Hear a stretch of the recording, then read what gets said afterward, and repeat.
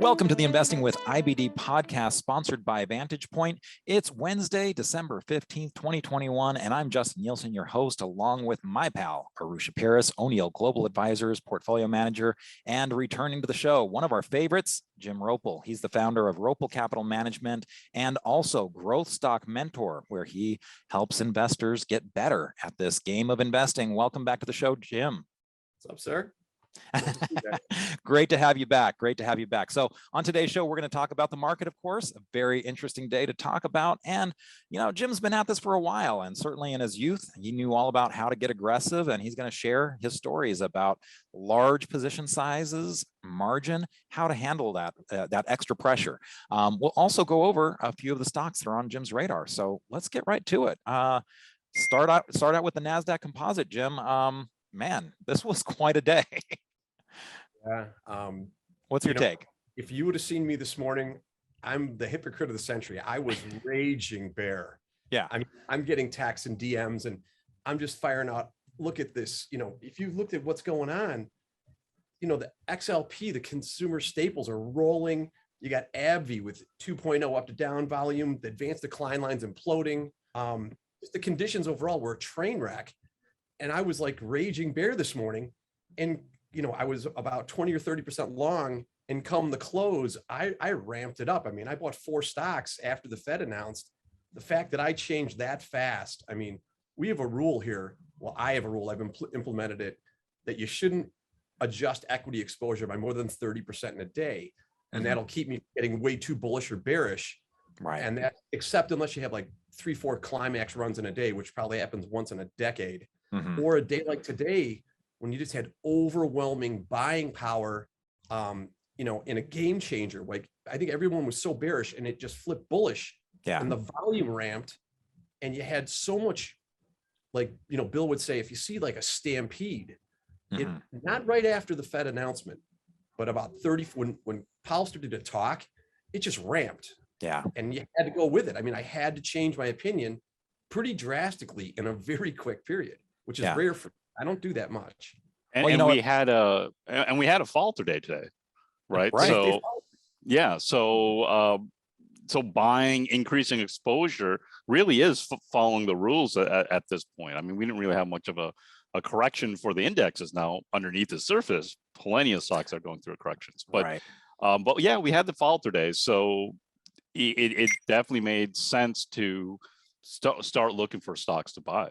Yeah, and to your point, Arusha, maybe show an intraday chart, because again, we started the day out negative. It looked like, again, we were just heading lower, and then 11 o'clock Pacific time, 2 o'clock Eastern time. That's when you can see the Fed announcement came out. You saw a ramp up. There was a little bit of a pullback. You know, it looked like things were settling down, and it just seemed like, okay, I mean, the index was back to flat, and didn't seem like much was going to happen of it. But then, boom, the selling really increased. You know, as you said, Jim, after Powell was speaking. And what do you think? What do you think investors are thinking? So, I mean, usually you talk rate hikes, you talk Fed tightening, you talk about quantitative easing, and investors are not so happy about that. This time they applauded it. What's your take on that? Or do you even care? Well, I really don't care. Yeah. But I think the average guy has been wrung out this year. Anybody who's a congestion buyout type trend trader has been, you know, chopped to pieces. And the fact that we had a bull turn on a day everybody was expecting bearish action. I think today was an institutional day. I don't think there was a lot of little guys in there. I think they're looking at it in dismay. Right. It's not easy to pull the trigger and go from 30% to, you know, 60% long or 70% in a day. So I think a lot of people are probably going, what just happened? Yeah. Yeah. Now, maybe taking a look at the Russell 2000, because this has been the lagging index. So maybe, you know, let's get your take a little bit on where are we in terms of sectors, because again, it started looking like the defensive sectors. And maybe instead of the Russell 2000, let's go ahead and take a look at IWM today, since that's the Russell 2000 iShares ETF. And you know, we'll get the data on that. So is there any sense from the action of the Russell 2000? Again, we were undercutting the early December lows at the beginning of the day, ramped up, but we're still below the 200-day line, as are a lot of stocks. We're still below the 50-day line, as are a lot of stocks. Does this kind of give you any indication of the strength, the potential, or anything like that? It's a total expectation breaker. We were undercutting the lows. And if you drew an uptrend line under the bottom of this 9-month channel, I want to back up. The biggest clue in the world was the failed breakout in November. Okay, so we break out right there and immediately start rolling over. Now, when that broke, it failed.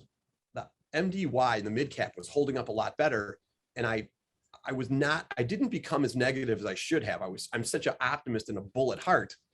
And it didn't really start to break wide open, but that was an early clue that this market was going to get ugly. Now, today, if you go back to IWM or the 2000, the Russell, it undercut the lows, and then it was like a bear trap. It just reversed up. So I think this is really bullish action. And if you look at the ARK, ARKK, I mean, you do not need a follow through day on NASDAQ or S&P. You need it here, and you've got it. And look, the volume was the best volume today since May. Right. And you had a good, strong follow through day. Now, I think there's a lot of stocks that are really wrecked in here. You want to be looking at other names, but it was wonderful to get the follow through day here. Now, Jim, now we haven't had, so this is like a month maybe pullback.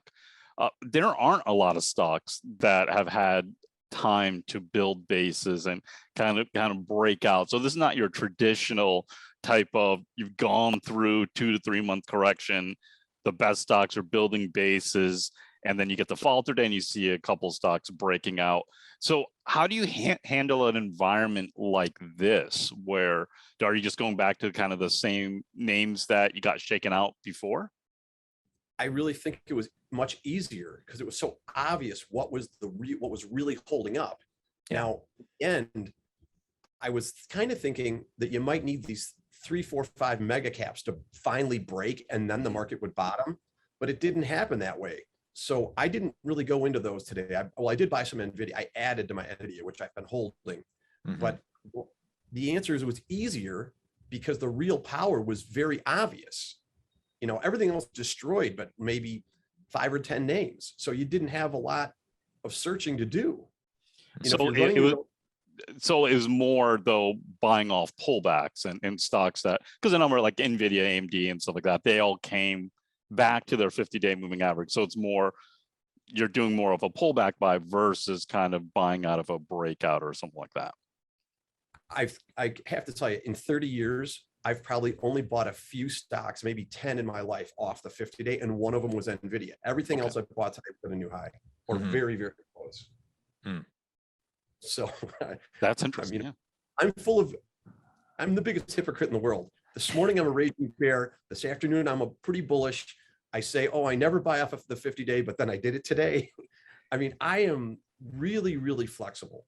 Well, I think that's the key. You exactly have to be flexible. And also going back to the IWM, this is a really nice shakeout right here, right? Yeah. Where you undercut, I mean, definitely that short-term lows around that 212 area. But even when you take it back a little bit further, a few months before, you're undercutting a bunch of those levels too.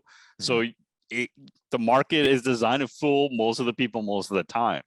And so getting that kind of shakeout, seeing that power, having it come in the last hour, where everyone's kind of thinking that, it's not, maybe it'll probably sell off more than anything else, is almost perfect. It was a total expectation breaker. I think most people were bearish. Even the, AAII sentiment was starting to roll over.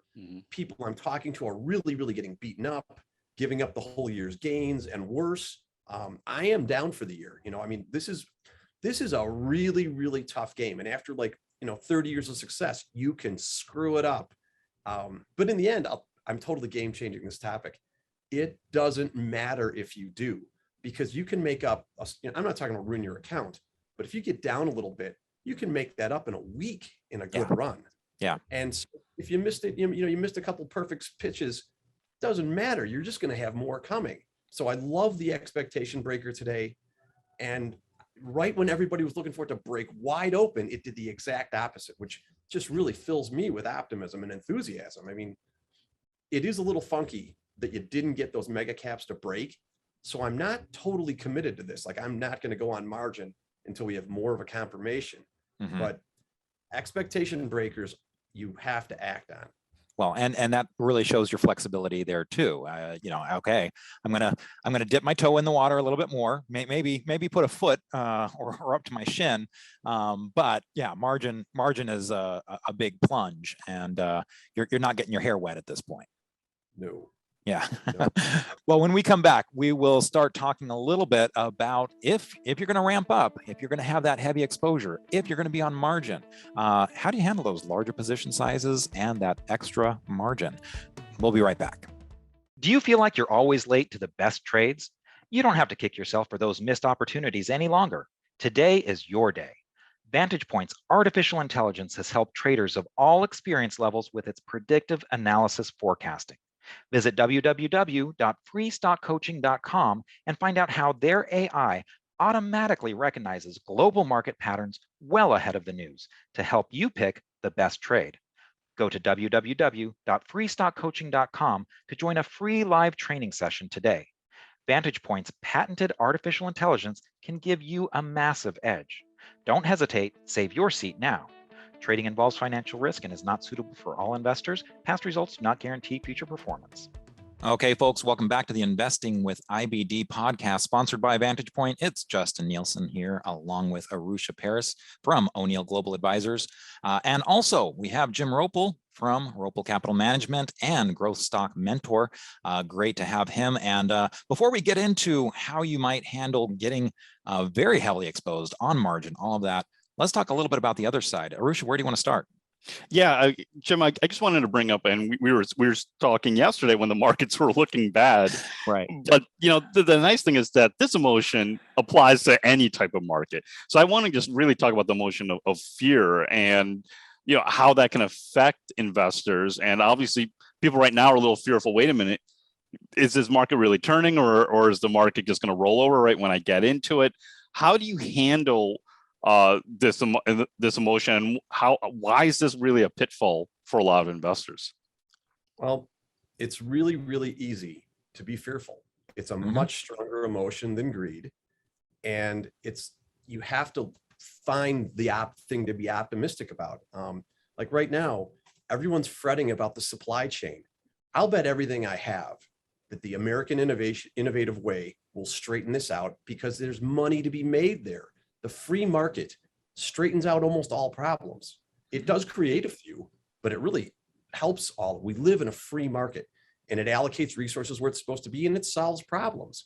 The transports are telling me, like Norfolk Southern and Old Dominion, these stocks are actually in bases and look great. So It looks to me like the economy is going to roll along. I think the bear activity we just saw was really the Fed crushing innovative, disruptive, high valuation names.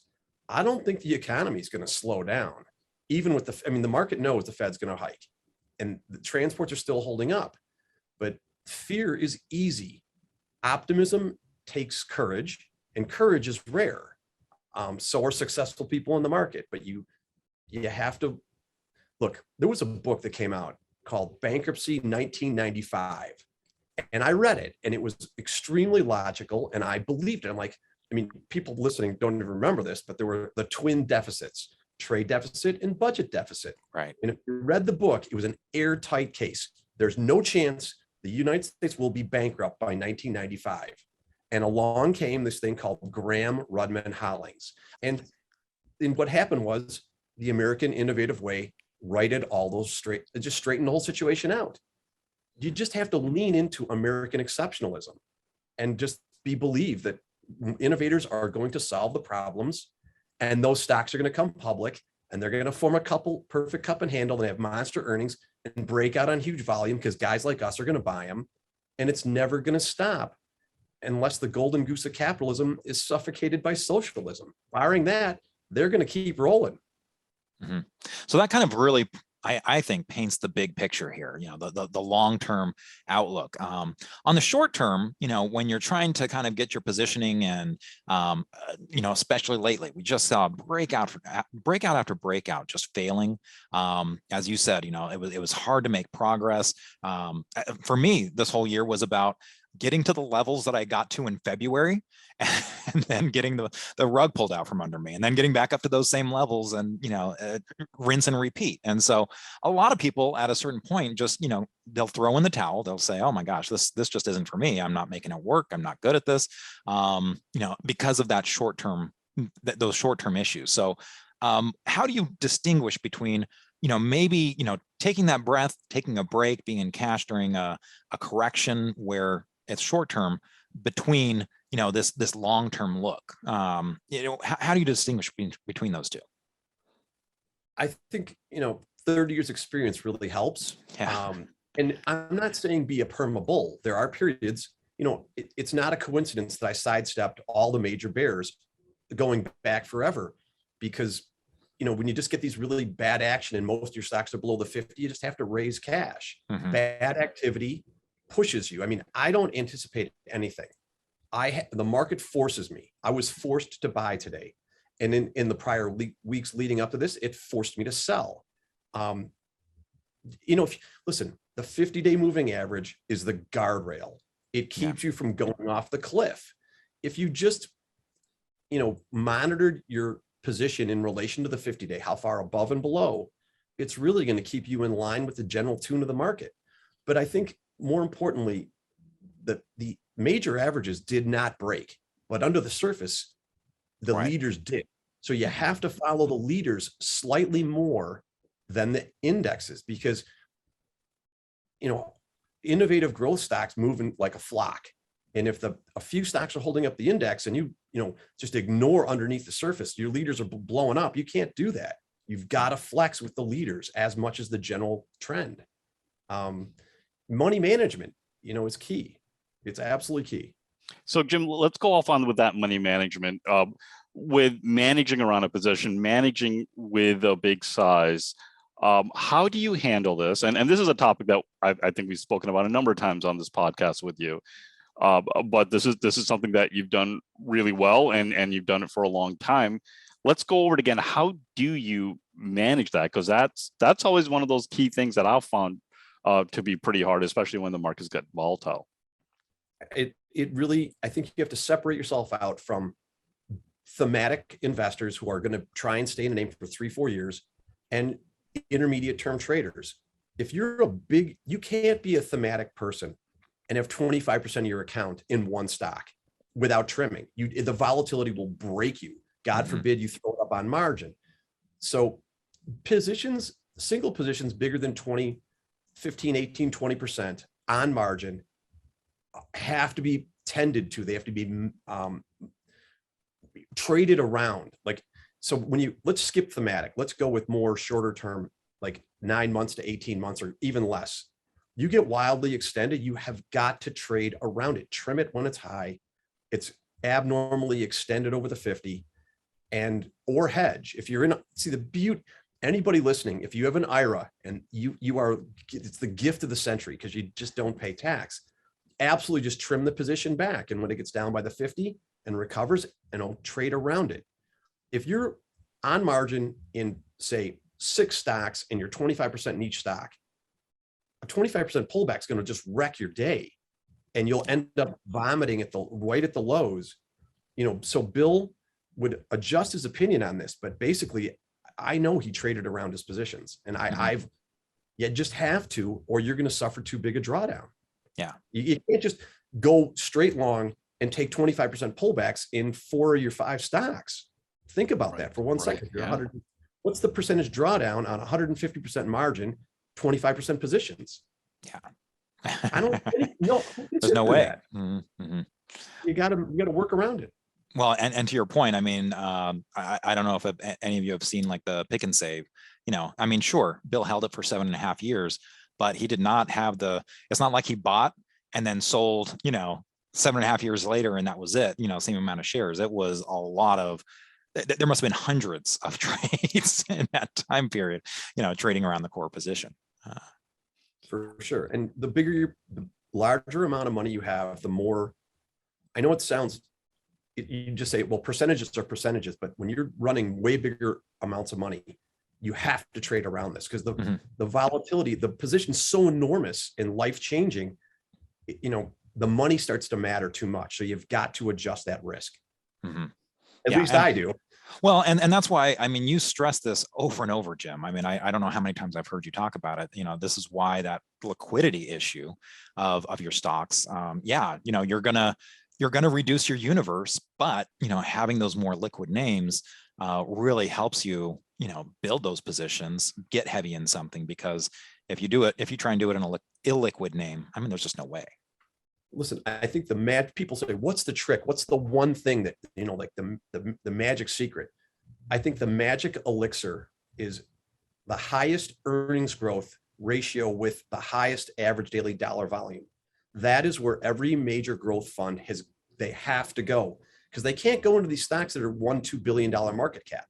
So they're willing, if you can find a stock that trades, $5 billion worth of average daily dollar volume, and growing in excess of 20%, it's a rare jewel. It's elite, and every major growth fund is going to go there in time. And those are the names.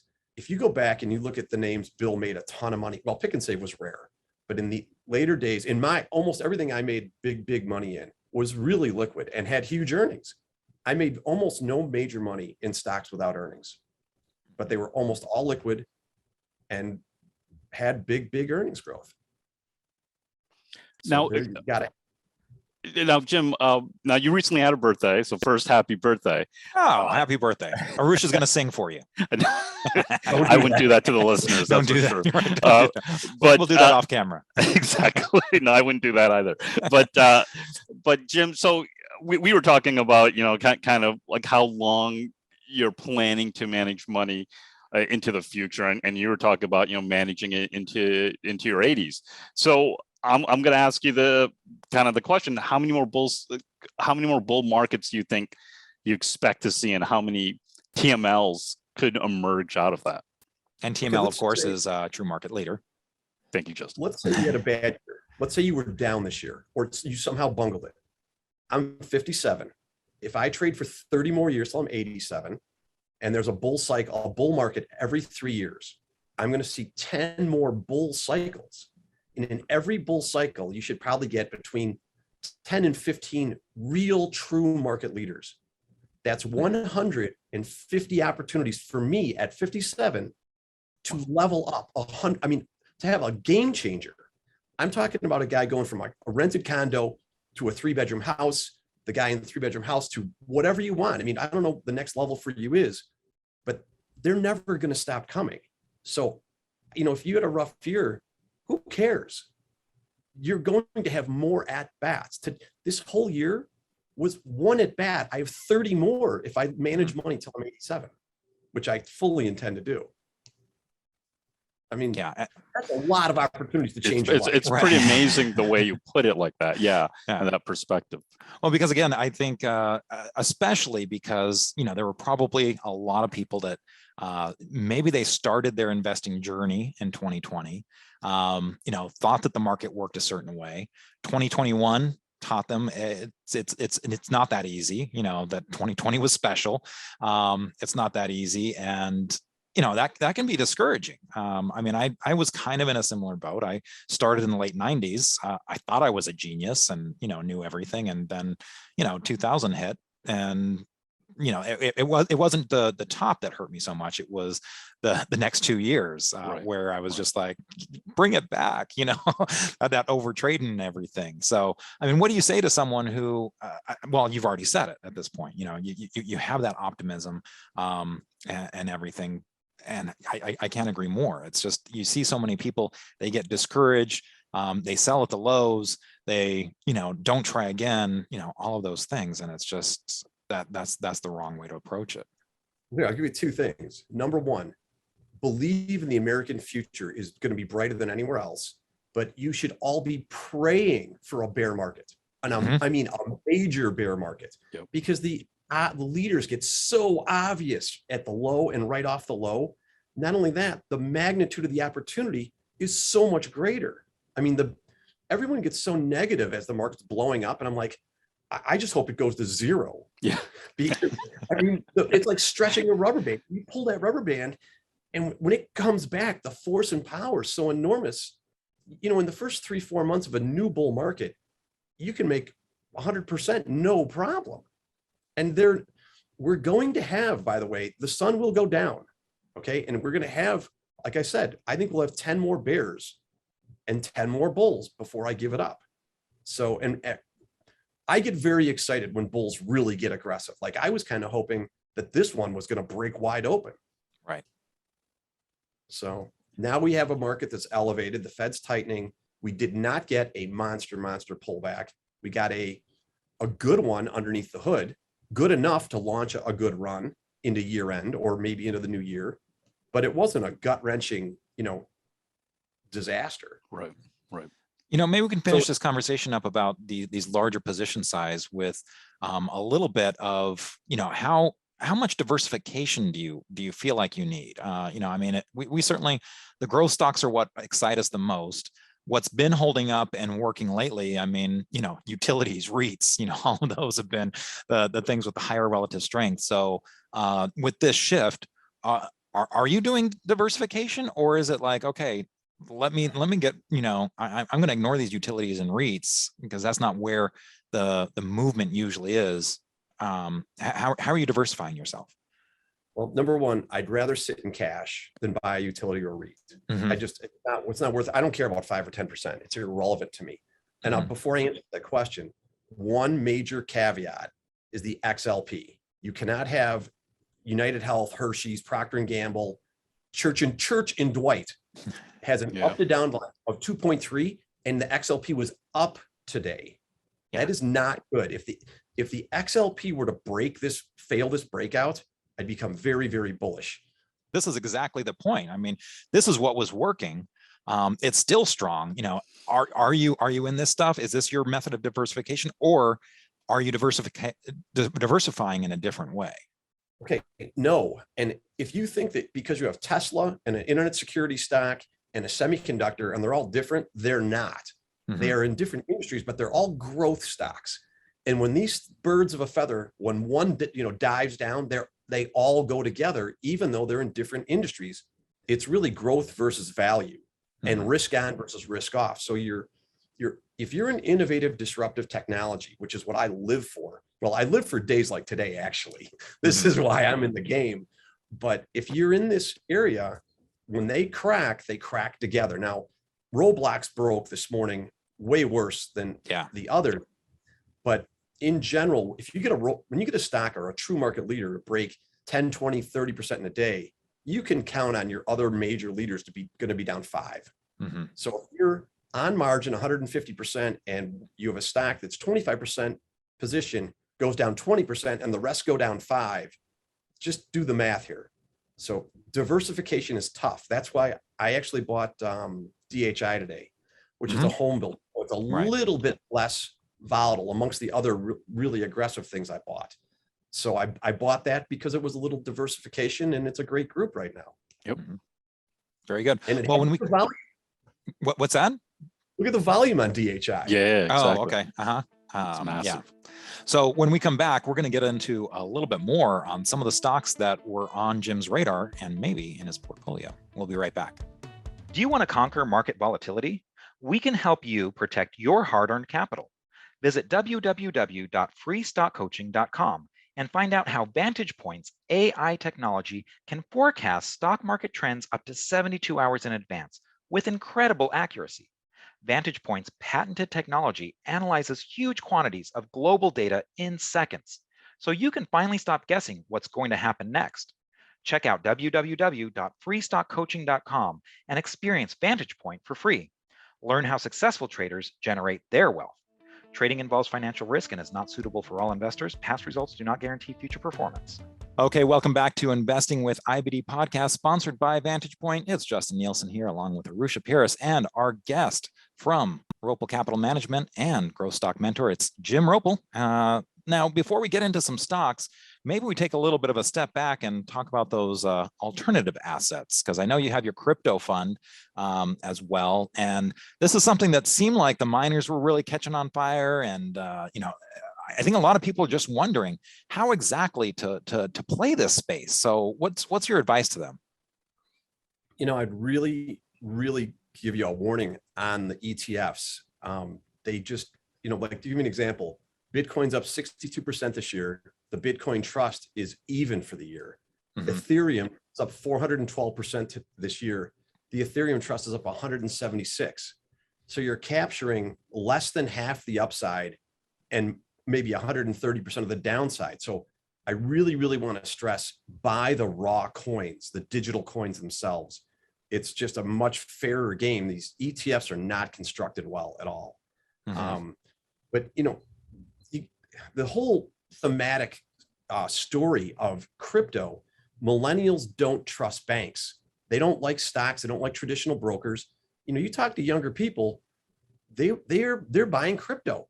And just, do either of you guys know how long it took, how many years it took to get 1 billion people using the internet?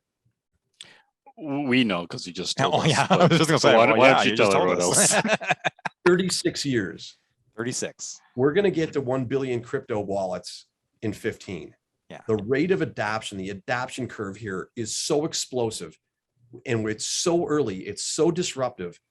El Salvador made it their national currency. And within 3 months, more El Salvadorians have a crypto wallet than a bank account. This is so disruptive to finance. It's an absolute game changer.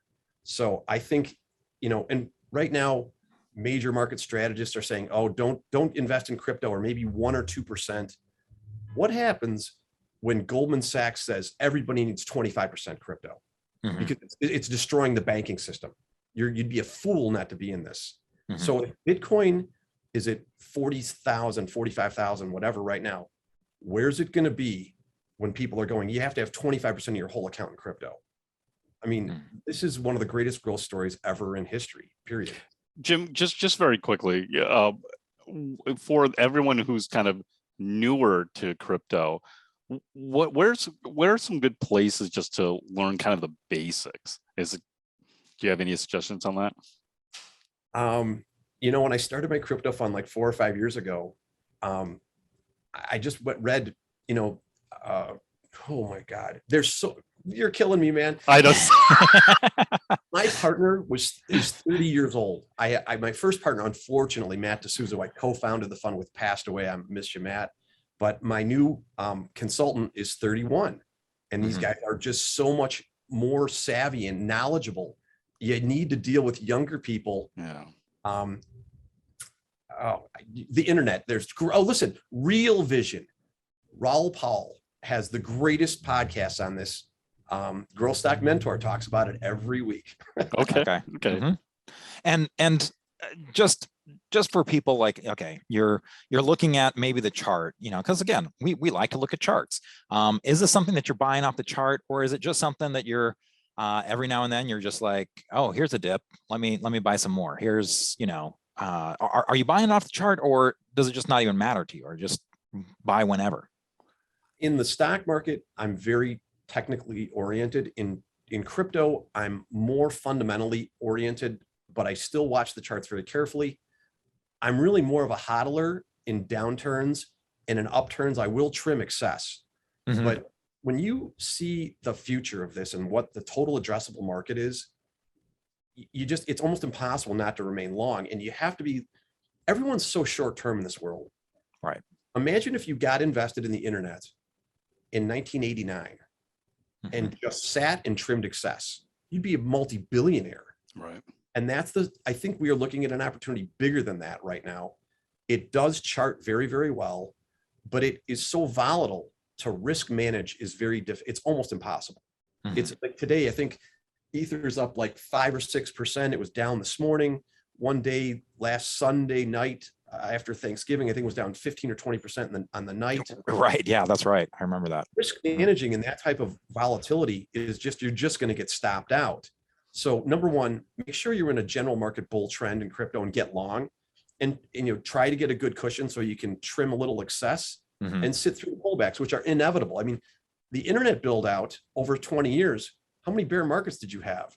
Where, Yahoo, remember Yahoo? It was an absolute monster, corrected 75% multiple times. It's not that odd for innovative, disruptive technologies to do that as they take over the world. And that's the model book for the build out of crypto and DeFi and the metaverse is the build out of the internet. It's just happening all over again, except it's happening faster. Right. So yes, it is very technical, and I do watch it very, very carefully. Okay, well, let's go ahead and get into a little bit more on the stock side. You said that you were a number of things that you were buying today. Let's maybe start out with Fortinet. Now, I mean, we saw some devastation in some of the members of this group. I'm with CrowdStrike and stuff like that, but Fortinet, I mean, it did get below its 50-day moving average line. What put this on your radar, even though it had kind of that failed breakout? Because this group held up really, really well through the whole pullback. The group rank, you guys have group RS at A, but I think on Wanda, it shows up, in the high 90s. This whole group held up excellent. And it really, what is it off the high right now? Like 4% or something? Yeah, 5%. Okay, so the average growth stock is down like 30. So this is relatively way, way, way stronger. Relative strength 98. Sales margins, return on equity are both over 20%. The absolute earnings growth is fairly low, but this group held up so well. Look at Palo Alto, PANW. Yeah. And I mean, this thing never broke the 50. It had Right. one day. This is really, really a super relatively strong group. This in semiconductors held up. As far as the disruptive area, high growth area, these are the two areas that really held up. So I just went right to them. Yeah, but what's kind of interesting, because you're looking for relative strength with the groups, but also within the groups. So you have Palo Alto and Fortinet holding up well, but you had CrowdStrike, Zscaler, they broke. And Zscaler was actually seemed to be doing the best out of all of them. So there's relative strength within the group too, where you want to try to figure out, okay, which ones within the group are holding up the best, maybe the ones that haven't broken the 50. For sure. And it is a bit risky, because if this market fails, like if XLP doesn't break and then these start to cave in, these will be the last men standing. So there is high risk here. This is dangerous. It's not just like it's a lock. Like if we get a distribution day in the next 2 or 3 days, this rally is most likely going to fail and these stocks will get obliterated. But then you'll just cut your losses though, right? You have a plan to get out, right? So, I mean, it's not that risky if you have a plan. Listen, if you were a push on Roblox and you woke up this morning and into those numbers, you lost 10% equity. That's not impossible. But the answer is, it's a risk you have to take. I'm willing to lose 3, 4, 5% to have a shot at making 50 to 300%. That's an asymmetric trade, and I'll take that. That's all I look for is asymmetry in my trading. Right.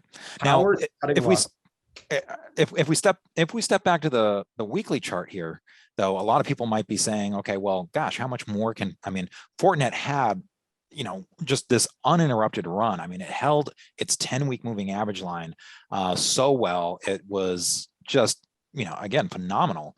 So what do you say to people that are like, well, how much more can this go up? I don't know. I'm a trend follower. The reason I missed all the bear markets in my life is because when it rolled over, I didn't know it was going to become the worst bear market I'd ever seen, but I just got out of the way. And when people got into Cisco in 1990, they didn't know it was going up 50,000%, but they just follow the trend. No, I could never impose my view on where it's, I don't know what the possibilities are for this. Now I'm a hypocrite because I think crypto is taking over the world, but I'm telling you, you don't know. Right. Trend followers don't know. When oil breaks, you don't know if it's going to go to $15 a barrel or if it breaks off, if it's going to 150. You just listen. The key to this is durable uptrends and catching them and riding them like a dog. And use that 50 days of guardrail. You get into this turbulence like we've had, and a stock holds up this well. When the market turns up and you get a follow through day, there's your go-to name. They're sitting up like sore thumbs. They're just screaming, you look at me. So you mentioned that there's a lot of strength in the semiconductors as well in the tech sector. Those held up very well. I mean, the semiconductor fabless group is the #1 group out of 197. So maybe give us your thoughts on Nvidia. You mentioned that this was one that you were maybe buying back some of the shares that you got rid of, but it's something that you've been holding on to for a long time. Right. I never, we don't talk enough about fundamentals. I mean, you know, and Bill was just like this. It's so exciting to talk about charts, but these guys lead in AI, data center, autonomous driving, cryptocurrency mining, basically every major disruptive, almost all the major disruptive areas. These guys are like the general store at the foothills of the mountain. You want to go up and pan for gold, I don't care if you find it or not, but just use our chips, okay? The fundamentals here are so stellar, and that's why composite rating is 99. But beyond that, this group held up extremely well. Here's your liquid leader. It has everything. It's a perfect can slim template stock. And, you know, it never broke it broke the 50 for 20 minutes. And up it went today. You go to the daily, look at the volume. Yesterday, it catches the 50 and goes up on volume. And then today we have a down open and this thing just roars.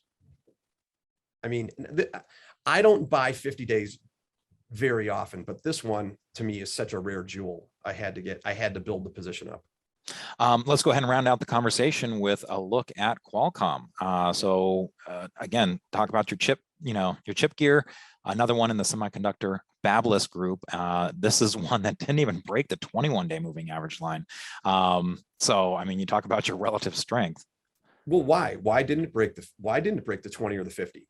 Because the institutional money managers who have analysts, the analysts come in their office and they say, well, this is what the greatest story in the world. So they don't sell it. They sell off, all the other stocks that have blown up. This stock is in an all-time new closing high today. Okay. After a bear market, internal bear market, it's just, look at the relative strength line here. It's absolutely screaming. Look at the volume on the gap up on earnings versus the volume in the digestion. Those are, Trump towers amongst one-story buildings. And again, look at this earnings growth here. 119, 74, 123, 76. This thing's just screaming at you. And it's super liquid. Listen, you have to stay alive. You have to stay alive until you step into that monster in huge size. You just, you got to keep paddling out in the water and getting in those waves.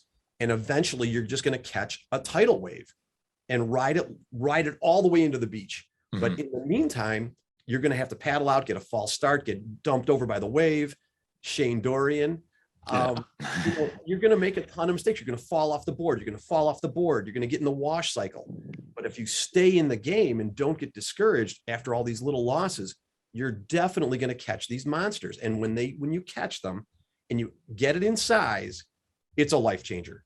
You only need, how many stocks do you need to go up 100, 200% with a 25% position to change your life? You get one every 3 years in size, you're going to be worth hundreds of millions of dollars. Anybody can do this. Anybody with perseverance for the long term, discipline and staying with it and believing in the system that Bill set forth for us, that's in a book, that it's out there for free. Everyone can read it. It works like it works great. You just got to stay with it. And anybody, if I can do this, anybody can do this. Well, on that note, I think it's a good place to end this podcast on such a positive note. Thank you so much for coming on again, Jim. Again, your words are often very inspiring with their optimism. And again, every time I feel like I'm jazzed up, ready to tackle the market anew. Let me leave you with one more. Okay. The golden goose of capitalism isn't suffocated by socialism. There's going to be 15 new TMLs every bull cycle. Merry Christmas, guys. There's my present to everybody. Okay. There you go. Thanks, Just Jim. catch one this year. Okay, and with that, that's it for us. We will be back next week, and our very own Alexis Garcia will be joining us. She's got a little podcast on growth stories. She's one of our reporters. A lot of great videos from her, so it'll be great to have her on the show. Actually, she was producing us for a while until she got fed up with Arusha and I and moved on to greener pastures. So it'll be great to have her on. So hopefully we will see you next week. Take care. And for this week's notes and charts, make sure to go to investors.com/podcast, where you'll find details for each episode in the podcast episode section. And make sure to subscribe, rate, and review our podcast if you haven't already. We'd really appreciate it. You can also send us your questions and comments to investingpodcast@investors.com. We would love to hear from you and may use your comments on an upcoming episode. Hey everyone, thanks so much for watching Investors Business Daily on YouTube. If you want to watch more videos, make sure you hit that subscribe button so you don't miss a thing.